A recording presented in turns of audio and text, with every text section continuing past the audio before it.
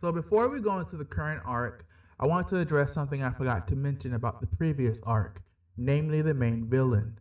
The way they handled his reveal was a bit unnecessary as neither viewer or the characters knew who he was, and therefore the reveal failed to stick the landing.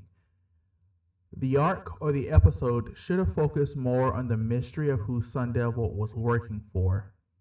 Now that Talpa's survival is known to all, this arc harkens back to the early stages of the show where we got to see how competent Dynasty is rather than the villain of the weak defeats we have seen with the current flow of the show after Talpa's first defeat.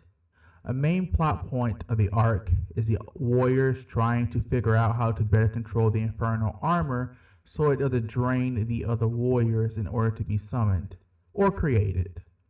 The infernal armor is in a weird place as well, as we are told again that the regular armors were forged from Talpa, but we're also told that there were other wielders of the infernal armor not real on Talpa. If I had to speculate, Talpa had his own armor and at some point attained the infernal armor and merged it with his own, creating a permanent link between his armor and the Inferno. When Talpa's armor was split by the Ancient One, the link was kept between the various armors. Another theme of this arc is spirit, or I would say the Ronin warriors figuring out more about themselves in relation to their armors. In this arc, the focus was placed on Sai, Sage, and Kento, but we are given hints on what Rowan and Rio need to focus on as well. For Sai, he needed to go with the flow. Sage needs to understand that while his armor comes from Dynasty, it is up to him how the armor is used, and Kento needed to understand how his power affects his surroundings and become one with nature. The end result is that these three gain new abilities. I will give credit to the writers to not let these characters or ability revelations be a reason to just give the warriors a victory at the end of the day, as Sai and Sage are captured and Kento is tricked into following Dai into Dynasty proper, which is beautiful by the way. Oh yes, the warlords minus Anubis are back.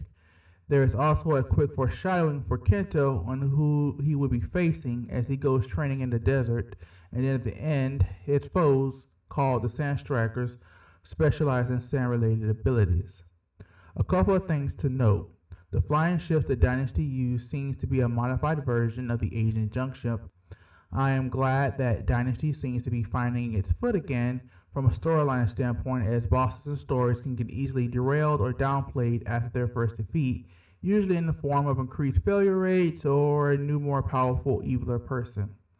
Talpa remains the main big bad, and the warriors still treat him as so.